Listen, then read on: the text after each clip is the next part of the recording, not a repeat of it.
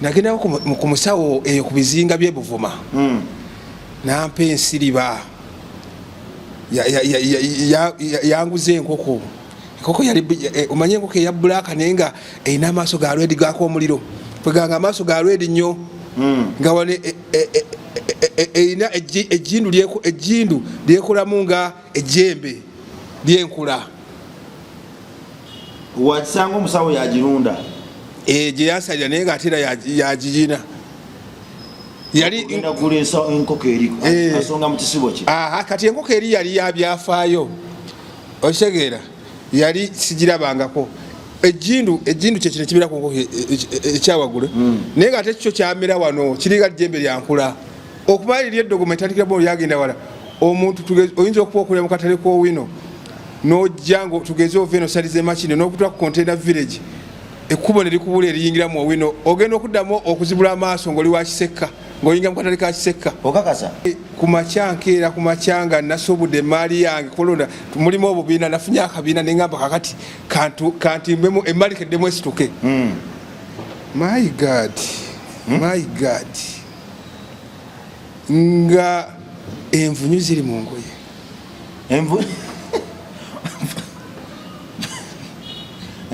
engoye bagula nvundu nga nze yazisibye siga nti enkuba yali etonye sigamba nti no nalindidde byennyanja sigamba bana okitegera envunyu nga ziri mu ngoye va ku kyenvunyu kekivundu kivamu ekivundu emaali yonna ejjudde kivunyu na kivundu etandikira bongo nasanga omuwumbo gwa bbi ku mmeeza yange ungulukuli nga guli fresh gukyanyuka n'omukka mbwa ogw'omuntu basikali tolizibabula ne bapama ku mmeeza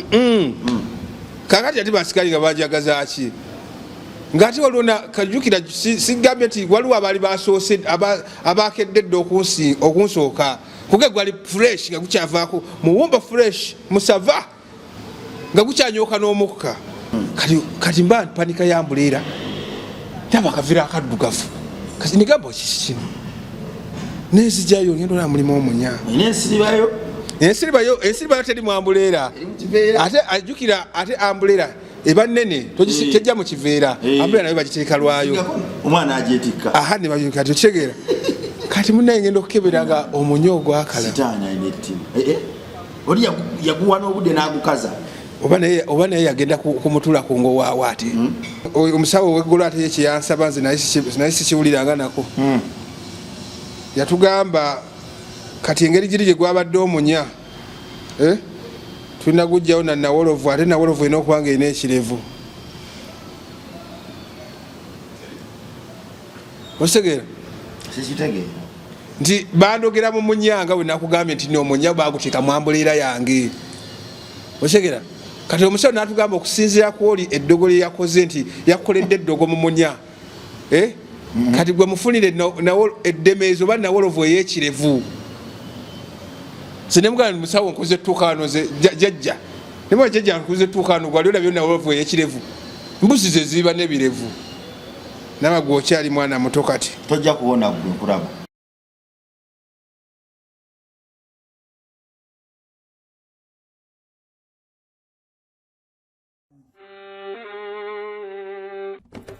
Sebo, nyabo, mwana wa Katonda wenna ali eyo. Eno yera Bongo Charity Foundation. Tukola art for charity. Nga tuyita mu bitone ebyanjawulo omuli okusiiga n'okukuba ebifaananyi, okutonaatona ebisenge ne art. Nga jjayo endabika y'ekifo. Tukwaniriza n'essanyu kasitoma waffe oyagala kugula art waffe oba oyagala gwe mwennyini tukusiige mu bifaananyi. Olina omwagalwa awo oyagala kumutonera kirabo nga kuliko ekifaananyi kye. Tutuukirire wano ku Bongo Charity Foundation. Buli lw'otuwagira ng'otuwa omulimu oba ng'otugulako ati waffe mwe tufuna obuyambi obulabirira n'okusomesa abaana abato okuva ku streets ez'enjawulo abataliiko alabirira. Bire ku namba y'essimu noti 7 noti 346 Le Bongo Charity Foundation tukola art for charity. Come paint your legacy with us.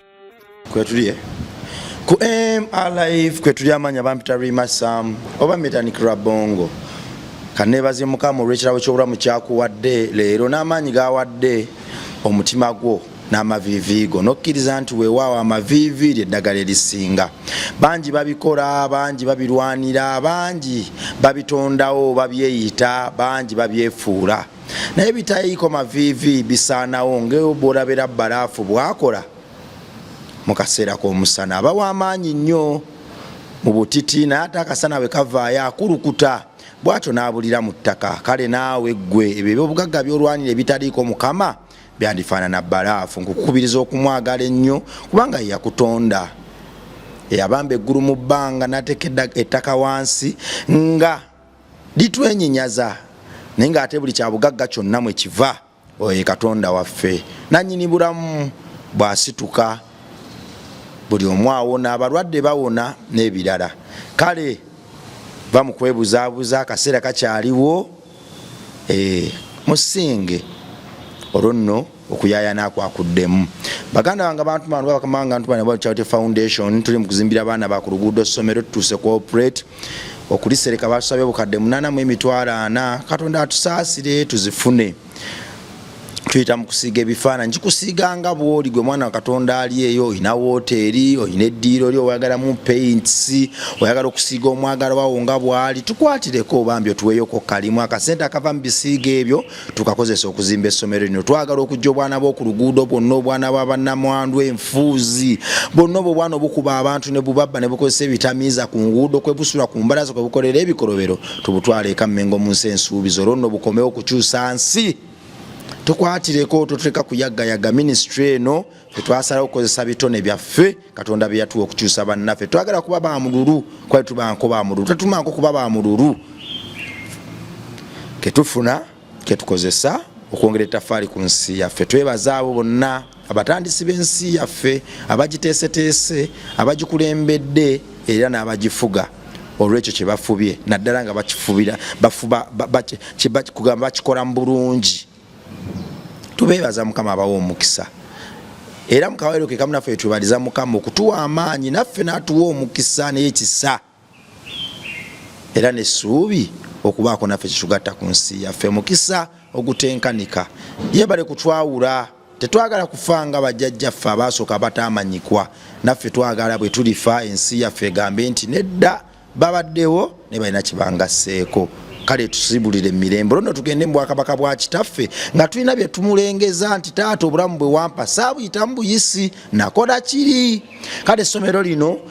tulina ne scholarship identity akadde kamu n'ekitunu. Omwana osobola omufuna member w'oku ntikko afunamu kitumusomesa okuva mu primary 1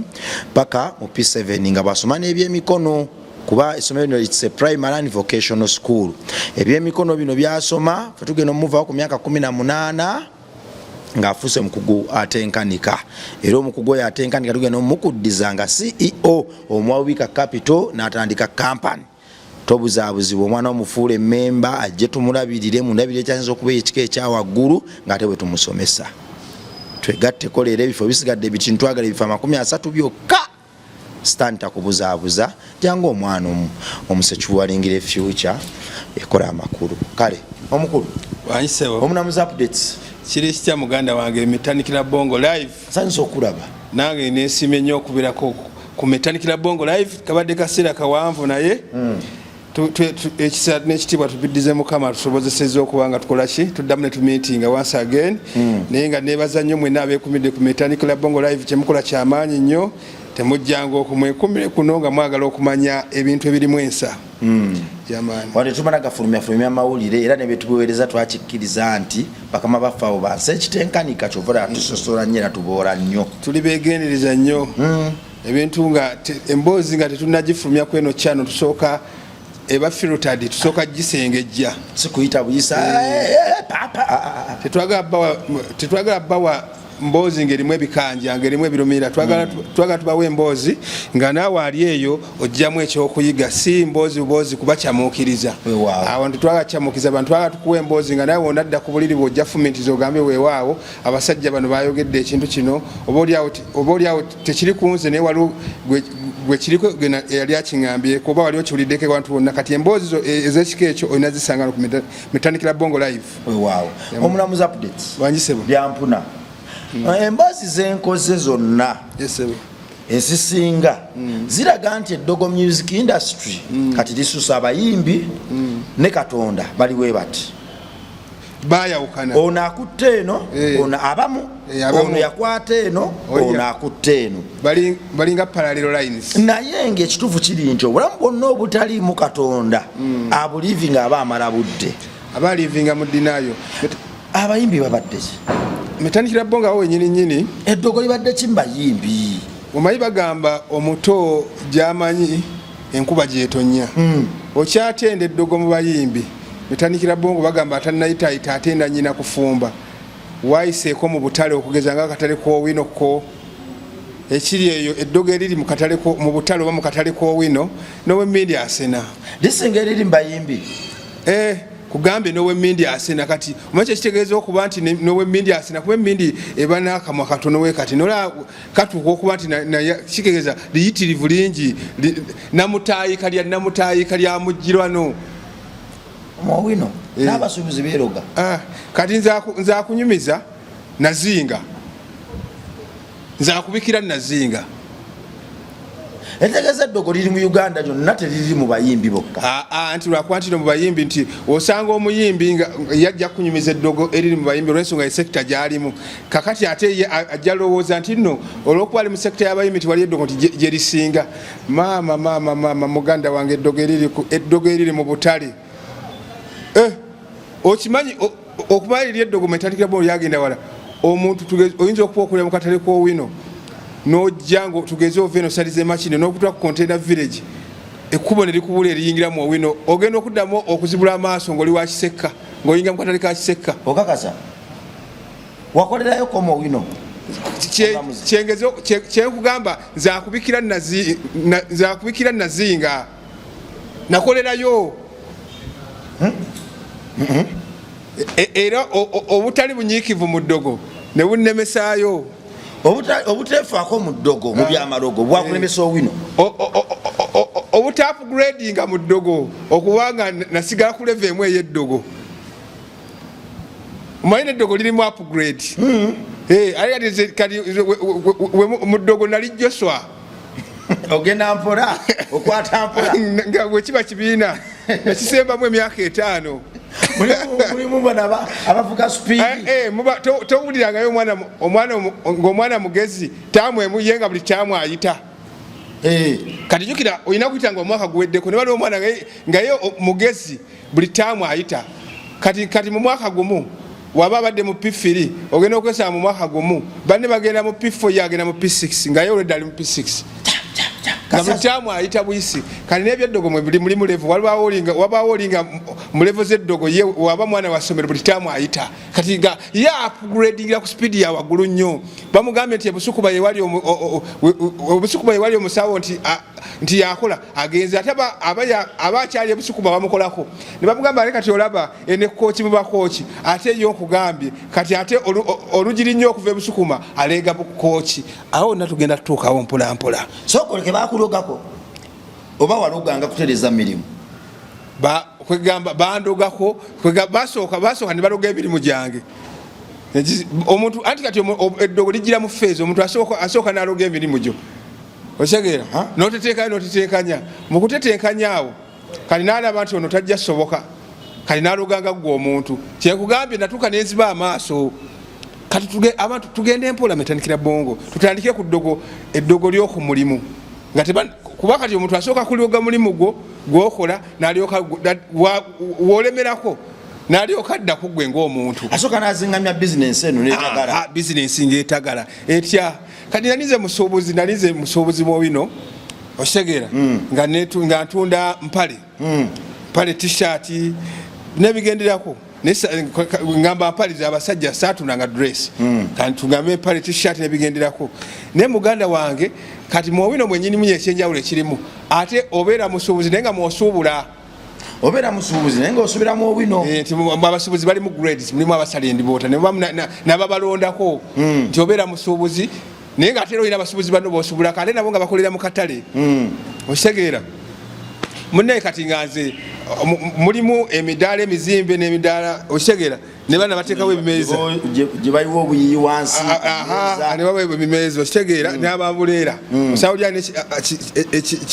ekimeeza kye kati nga wagita ng'alina ne eya obwengula tuyita bwengula okitegeera ng'ayala akabalike ku kimeeza kati ng'alina n'obwengula mba ategeeza gundi ambuleera kati nze nalina wansi ne waggulu nalina infantry amagye g'oku ttaka okitegeera nalina n'aga waggulu ambuleera wozitimba ambuleera waggulu kati ne infantry kyentegeeza kati munnaye eddogo lijja litya okimanyi etandikira bongo omaye kati butusuubula engoye tulina ebiveera mutuzisa olumala okukasibako okitegeera okukasibako nti oba ne bizinesi yo naye nga yonna ogipakira obudde bwe buggwayo ogipakira mu kiveera kati wabawo abasitoowa oluusi oyinza omuwa lwasa oba kiddo kisinzira ku gundi ku buzito bwakiveera bwamaaliyo gy'oyina kati munaye kumakya nkeera kumakya nga nasobudde emaali yange kulonda mulimu obubiina nafunye akabiina neŋŋamba kakati kantimbemu emmalikiddemu esituke my god nga envunyu ziri mu ngoye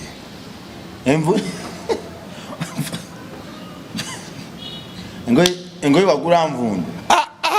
nga nze yazisibye siga nti enkuba yali etonye sigamba nti no nalindidde byennyanja sigamba okitegera envunyu nga ziri mu ngoye va ku kyenvunyu kekivundu kivamu ekivundu emaali yonna ejjudde kivunyu na kivundu jukira nali nafunye akabiina kange nenga kakati sente omanyi oba olya ku gundi abantu gyaba nnyonnyole bulungi woba olyako wofuna sente nozinvestinga mu kintu naye wolyako oba olya ku magoba naye wofuna sente notandika ozirya zonna oba olyaku kambawo kyekinga okulya ensigo okitege oba olya nsigo naye wosimba ensigo nebala oba olya ku makungula nagamba sijja lya nsigo kanzaaze ndye ku magoba natandikira bongo nakeera ku makya oba sitoowa okundeetera omugugu ng'envunyu ziteevuunya zitinga ekivundu kiri mu ngoye oba sitoowa yekiyasuulira nga azireeta nti ziwunya yaba kuwasiwasi jukira kati sitoowa eyinza okubamu emigugu nga 100-200 kati olutuuka gwetika sipiri gyaguleetera asula obusuuzi etandikira bongo nagenda okusumulula engoye ng'envunyu ziri mu ngoye ng'ekivundu kyakupa facebook kivundu kyali kati ng'ezo engoye mu butuufu ziba zifudde okuzooza anti kati olwedde ate otunda mivumba mikadde ate oddemu ogyoze luyiika lwonna ku kivundu kati ku kivundu kiri ekyali kivaamu ng'oliza zoze zaki obulamu bwatandika okunuma nitandika bongo jukira kati mwowino mulimu obutabo buno obubasanga okusevinga ose olinamu omutwalo ogwo nosevingayo olinamu 5 zonna tebazigaana bava ku 100 nalinayo akasente kange nenziramu nkoleki nsuubule buto envunyu zino kisa kyakugira mu bwongo guluza zaava kuki wazuulirawo nti lyali ddogo batu basooka kizuula waliwo embeera etuuka mu metanira bongo nekuyinga kuba namanyidawo nti waliwo ekitali kituufu olw'ensonga envunyu singa kali zajja mu ngoye ezaali mu sitoowa zonna era mugugu gwange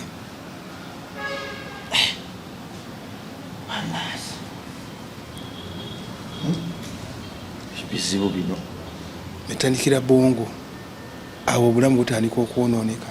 nziramu nsuubula emaali endala kati ate emaali endala oba olina zimba buzimbi waliwo kibaita okuzimba capital kati abasuubuzi abaliyo bakitegeera okuzimba capital nga alina okuddamu okuzimba capital kuba kati ezo engoye mu butuufu nagenda olabira ddala waliwo kyebayita abana abalanguzi nti oyinza ozitunda layisi ne mu butuufu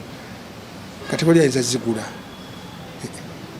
ekyewuunyisa kuzirya envunyu zaali tezivuluma mu kiveera okitegeera nti ng'omala kusaanukula okuziraba abantu abayita ne baziraba nabayita ne baziraba ne baziraba ne baŋŋamba kati ozzaako ki envunyu ziizo singa kale zaali nvunyu nga temuvaamu kivundu naye ate of course envunyu teziyinza beera abantu watali kivundu naye mbaterekebongo kiri ekivundu nga mubutuufu ziri engoye nga terinayinza zooza kiri ekivundu kyali abunomo era bana bayitamu bakasasiro bazitwala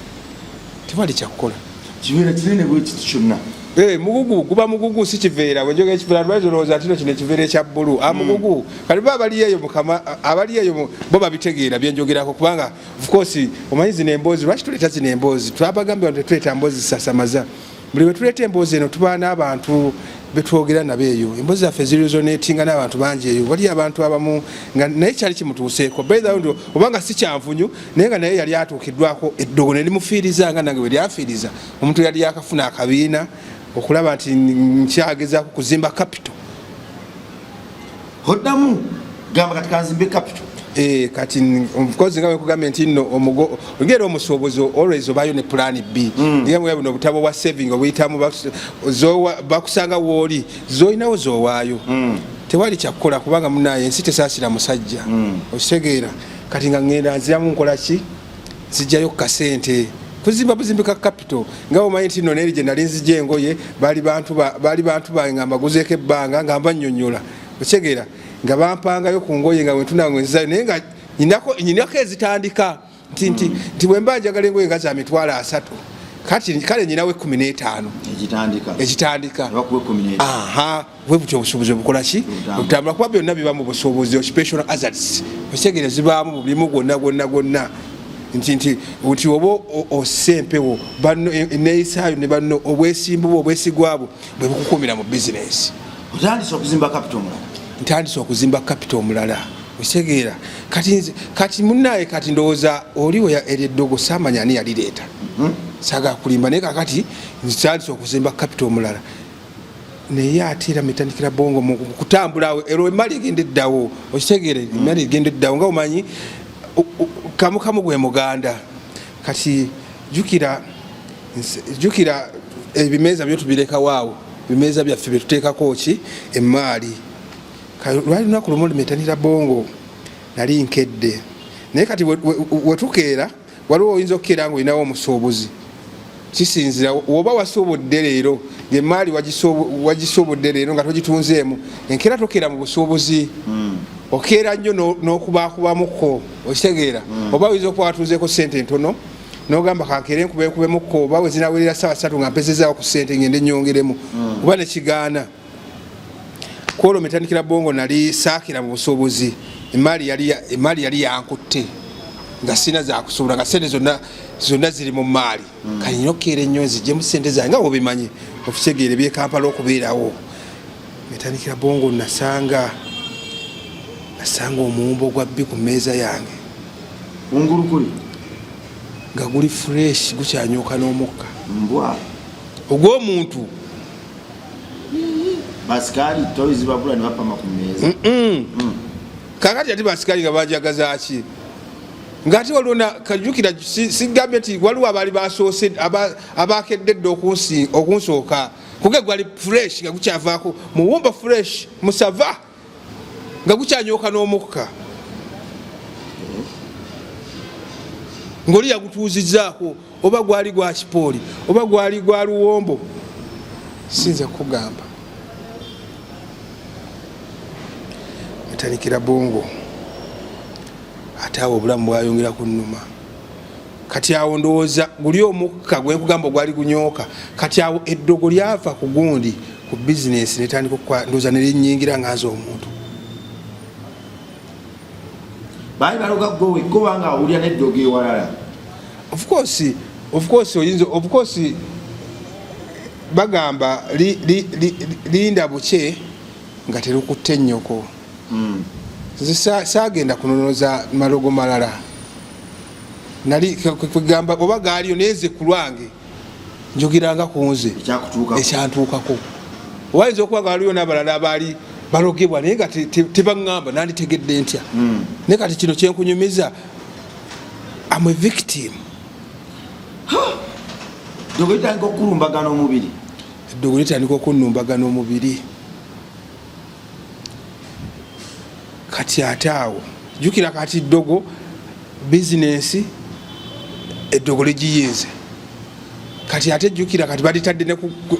balitadde ku bizinesi oba jjukira ku kimeza kwentuuzaki kati ate linyingidde. Kati eddogo kubamu akafaananyi eddogo liyingidde bizinesi nenanyini bizinesi limukutte kuba kati wali lisigadde ku bizinesi nga gwe nanyini bizinesi likutte osigala ogiyiiyiza omulogo omuwamu hard time akaseera akazibu naye kati liyingidde bizinesi likutte nawe eyalitegenyinza bizinesi ebeerewo. Okugwa kwa bizinesi it was inevitable, it was unavoidable, kyali tekyewalika. Kakati gwe nga tugambako nti wayikangereko mu kyati nsabe letaase ku ddogo goli fulaati bwotyo oba naye watambulangako mu basawo? Naye natambulangako mu basawo. Otakudde ku mutwe bwoti? Anti wogenda ebulyambwa olyambwa. Abo baali banafu. Anti abandoga tebagenda mu kyaki bagenda mu basawo nange negendako mu basawo. Wetambulire wetaase ekitambulira. Netaase ekibabu oyo. Ebyakatondo bivudde. Anti bagamba Mitatika Bongo akula yaloga. Nagenda ku musawo eyo ku bizinga by'e Buvuma nampa ensiriba yanguza enkoko yali omanye enkoko eya bbulaaka naye nga erina amaaso ga lwedi gaako omuliro kweganga amaaso ga lwedi nnyo nga wane erina ejjindu lyekolamu nga ejjembe lyenkula. Wakisanga omusawo yagirunda gye yansalira naye ng'ateera yagiyina yali kulesa enkoko eri asonga mu kisibo kye. Kati enkoko eri yali yabyafaayo okitegeera yali sigirabangako. Ejjindu kyekino kibeera ku nkoko ekyawaggulu naye ng'ate kikyo kyamera wano kiringa jjembe lyankula. Kibaite ejjindu kibaite kiviiri katukibala ekiviiri naye nga ekiviiri kyenkoko ate kyo kiringa jjembe lyankula nga ate omumwa gw'enkoko eri ng'ate olulimi lulabika ogwa wansi muwanvu ate ogwa waggulu oba bali bagusa naye nga ate olulimi luli wabweru. Babisala bitiisetiise kati gye yanguza n'afuna ensiriba n'agiteekamu omusaayi gw'eyenkoko kati nga eyo ensiriba gyensoosa wansi mu kigugu okwetangire eddogo muganda wange ensiriba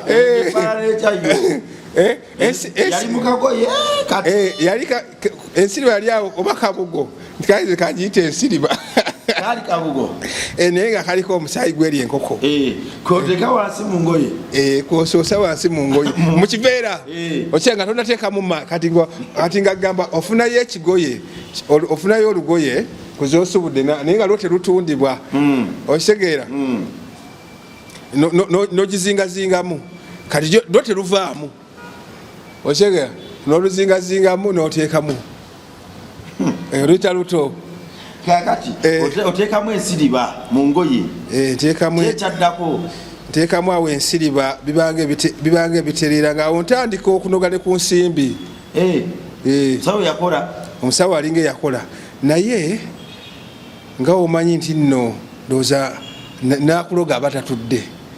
kati ambulera yange jukira ogiwanikayo kati wano ambulera yange magizungulula ngiwanikeyo nsobole okuteekako hange eziriko engoye nensangamu omunya nalaba nga kali kaveera kaddugavu nga oli yakazinze n'akateeka mu buma bwa ambulera n'akawaganyamu sitegeera oba yakateekamu ddi oba yajjanga oba nakasuma gwe baseetinga nti ajja akeberekebere kuba kasoba oluusi ayinza okujja maybe ngaoli bize wano okiseera jjukira nalina wansi ne waggulu okiseera nga waggulu kanyita akeedi waggulu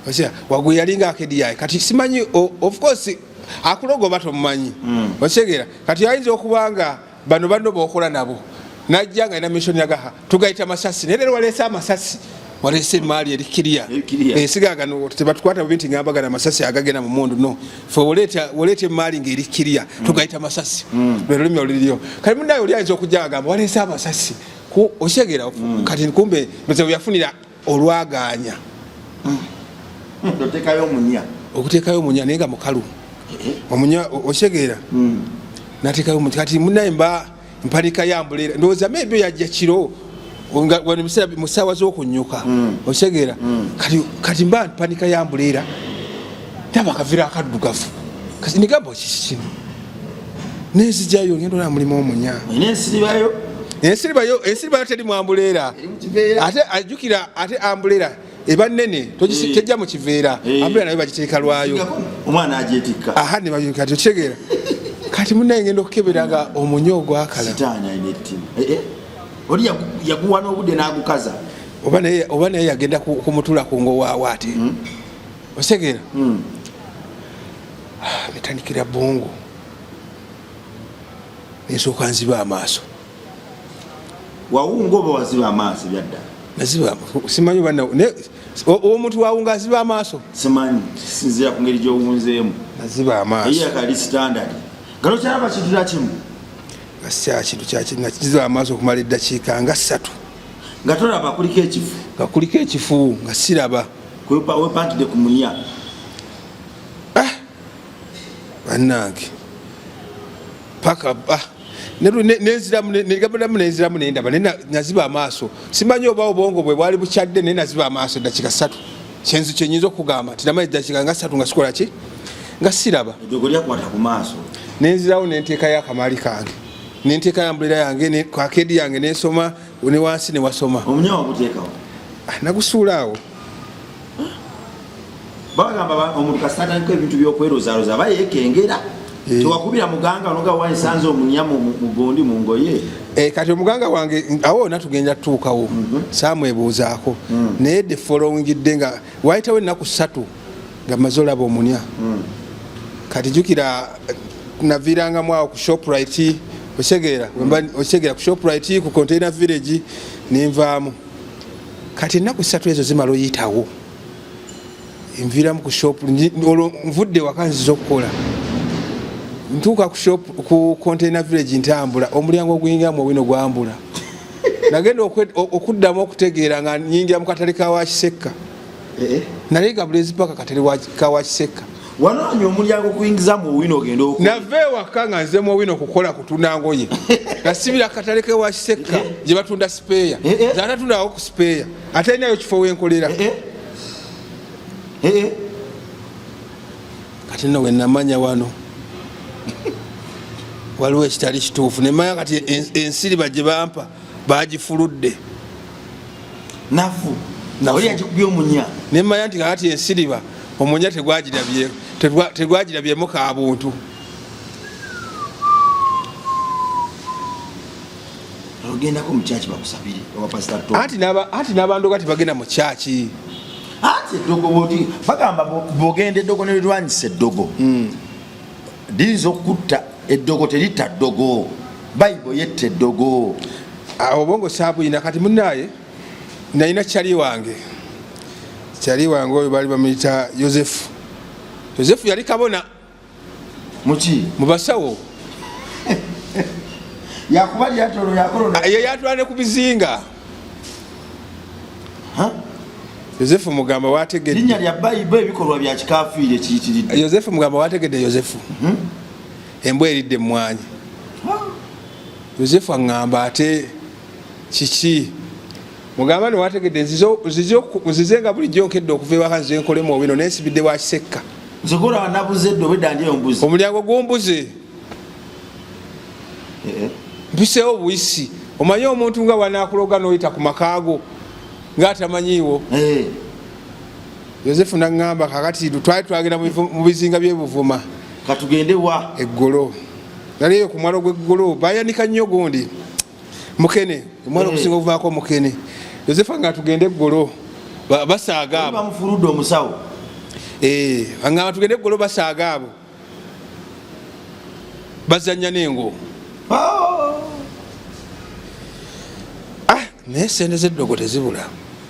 zirabika naye kimu ekyekumi kibula abantu sebo mu kyalo muganda wange oli naye kombo okuzaga siraani ezo zenyini sere ze nali nkedde okusuubuza ze nali ngezo okusuubuzaamu Yozefu yaŋŋambirawo capital obwangu tumuwa abasamize beeriira Yozefu yaŋŋambirawo akabi kali mu kulwa nga twesamudde ne tugenda golo ye yali ndooza nga ye alina omuganga we kubanga lwaki ŋŋambiwe nti bwe twatuukanga buli ku musawo gwe yantwalangako ng'eri ye takonkona mwana nkomyewo mbaletedde kasitoma nga kwegamba tutuuka eyo mu mbuga obuyimba bwe bayimbira abakulu yakulembera kwaya yali kafulu ekinyalo kye yali ejjako erya Yozefu oba kyekitegeeza otutuuka nga ate abakulu enyimba zaabwe gwazikulembera Yozefu tukulemberemu abanga alinda omugambo bakulemberamu obadde baba n'obulowoozi obutimu njankosima nkoola Yozefu ng'akoola abakulu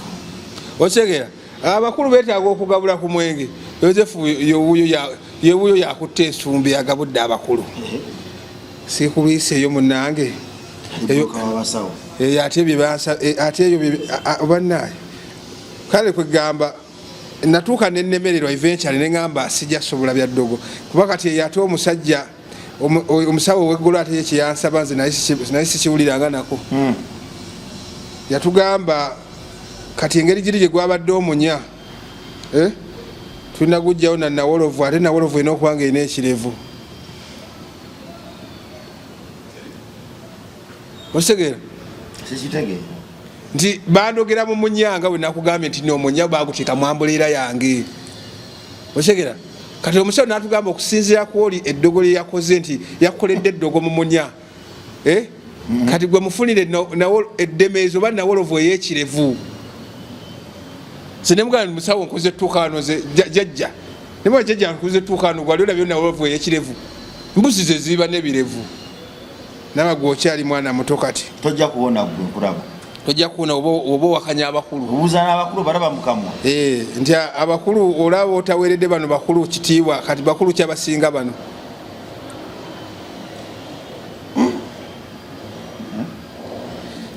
munaaye Nawolovu ey'ekirevu yambula bamanyi okusaba sente ntezigireke wano njagireeta kumbi bagala zinywamu wala simanyi oba jjajja agenda olaba nga eddogo ly'omunya tajja disobola omanyi waliwo n'eddogo wogende omusawo n'agamba kusinza ku ddogo lino n'empewo za ziyinza osenguka we mwerijjamu n'ateekawo barriers kyoyinza oleeta kiremya simanyi oba yateekawo kiremya kubanze namugamba mazima Nawolovu y'ekirevu singa nali ngiwuliddeko oba singa nali ngirabyeko ne sigiwuliranga nako I couldn't imagine nti waliwo ne Nawolovu erina ekirevu ku Nawolovu zendaba nze sirangako Nawolovu nga n'obufuuyira even bu mustache sirangako Nawolovu nga endaba mustache amasulubu Nawolovu eniga omusegera Nawolovu enjamayika kati yabulayo kunsaba Nawolovu erina dreads emboozi eno yannaku it is a very very emotional story naye nga gye tuginyumyamu oyinza olowooza oyinza ogiteekinga for granted naye nga nkubuulira I'm telling a life experience story osegera omusawo yansaba Nawolovu ey'ekirevu ne mugamba sigiwuliranga nako sisuubira nti waliwo ne Nawolovu erina ekirevu kati ye nga simanyi oba yali ayakuntikula tafaali n'asaba akadde kamu emitwalo 8 yaginoonye agenda gijjawa Germany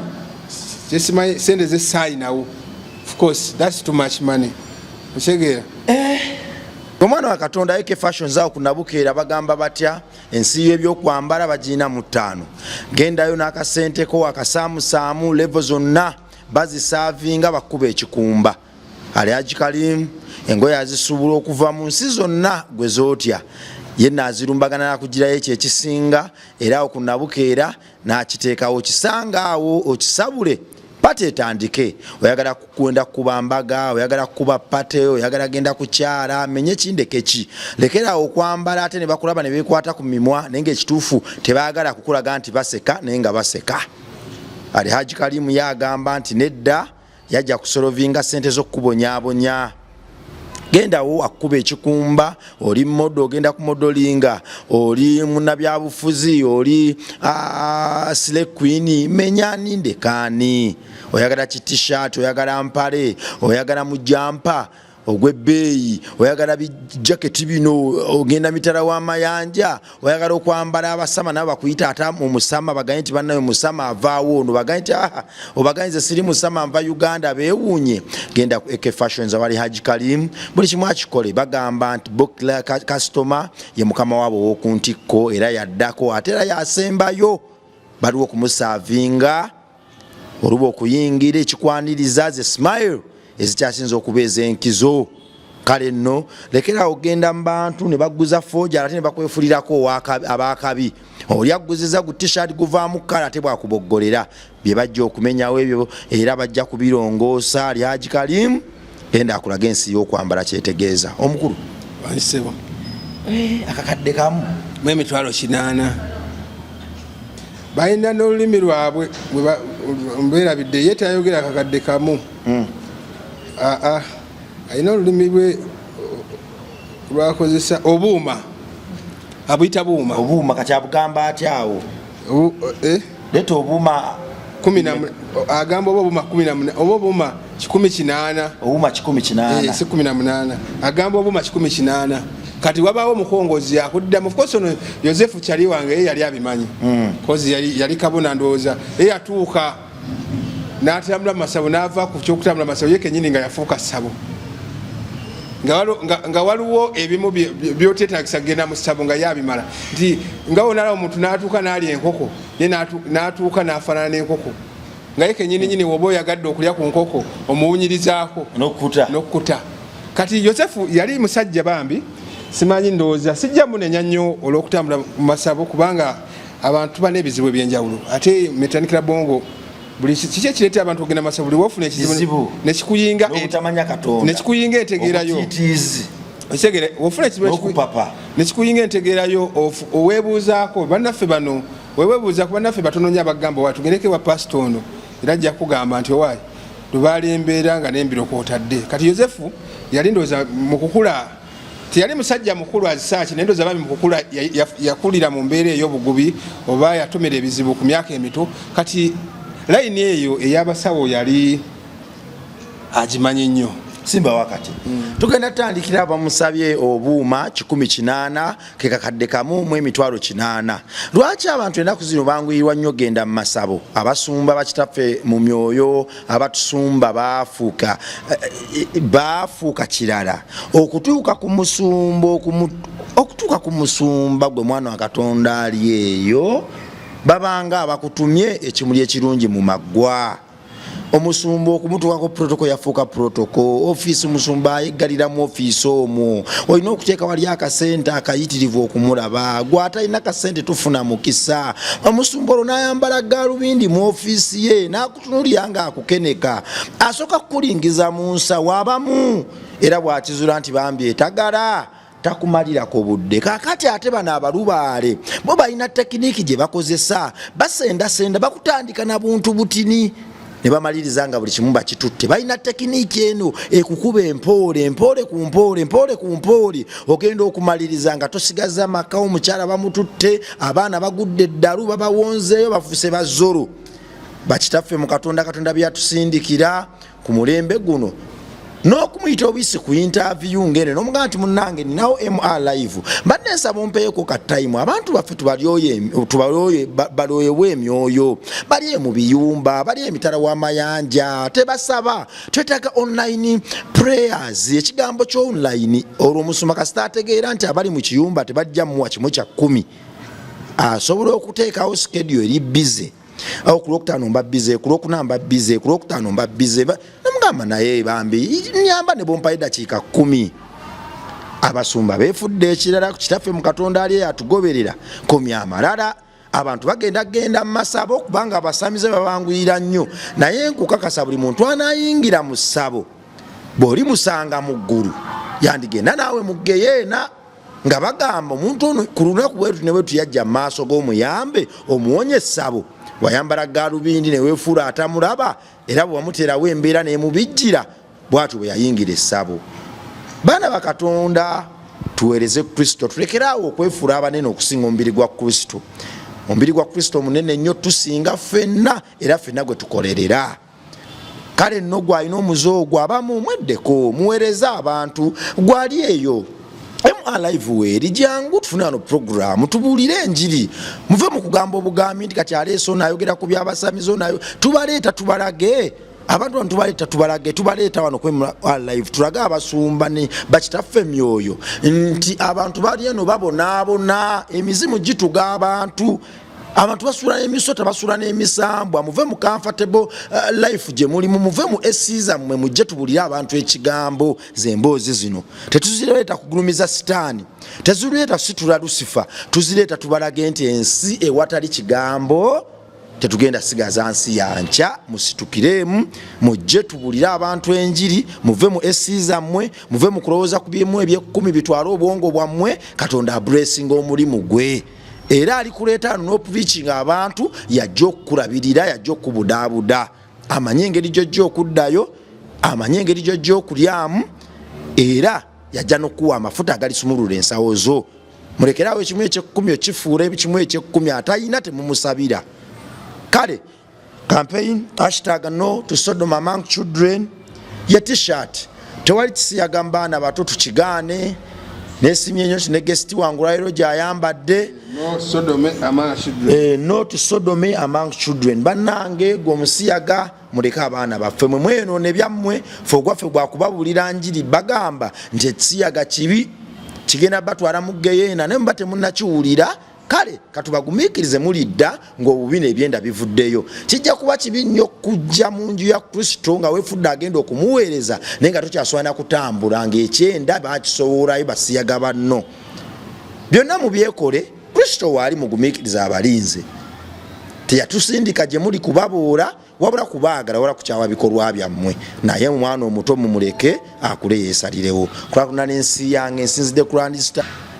ku Land Star leero okubaweereza hotelo Semagadde hotelo gaggadde Sema Hotel Land Star esangibwa wano Olukuli Road. Naye nga gwe nayandiyata balina gym